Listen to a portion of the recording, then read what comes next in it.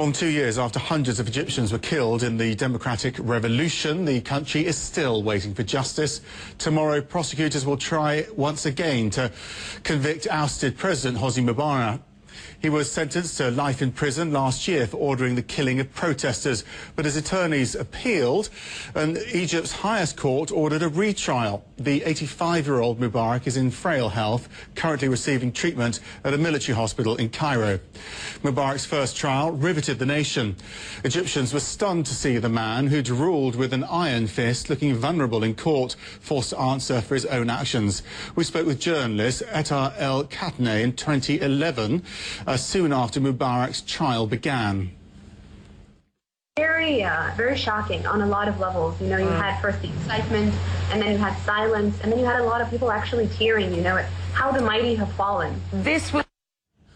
Tara's joining us now from New York. Thank you so much for joining us. That was then, this is now. I mean, how do you feel about what's gone in between?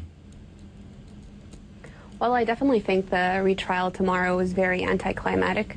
In fact, I go as far as to say that a couple of dozen people doing the Harlem Shake outside the Muslim Brotherhood headquarters will actually got more news time than tomorrow's retrial will be. No one's really gonna pay a lot of attention to what's going to be happening simply because so much is actually happening in the country right now. You have a breakdown of law and order, you have increasing sectarian tensions, you have a crackdown on media activists, and you have a collapsing economy. So the here and now is there's so much chaos right now in the country, so Egyptians are so focused on that the retrial actually seems more of a chapter that's been closed. It's symbolic in many ways for people, isn't it? Individuals now, as you say, it doesn't mean a huge amount to them because they've got so much else going on. But are you able to define really what he represents, what this trial represents?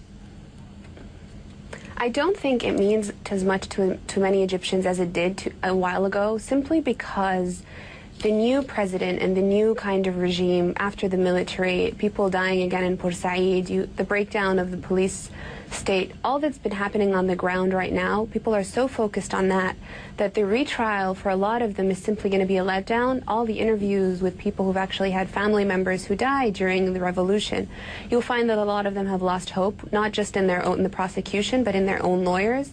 And the report that President Morsi had allegedly demanded the more investigation would be going on, no one's actually heard. Some of that report's been leaked, but the findings haven't actually had much airtime.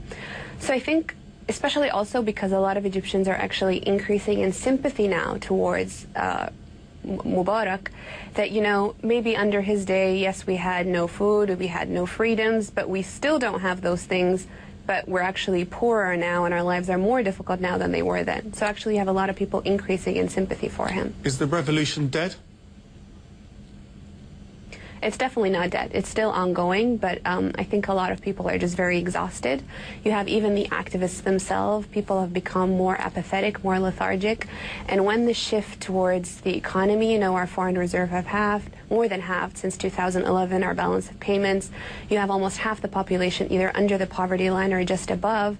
And the first demand of the revolution, you know, bread, then freedom, social justice. And when so many more Egyptians' lives are actually harder in terms of getting food, it shifts the focus not so much from the politics towards the actual daily life. But it's definitely not dead, and as we've seen in past weeks, there's been actually an increased crackdown on activists, on journalists, and on lawyers. So it's not dead, it's just tired right now. Etta El-Katne, thank you very much indeed for joining us.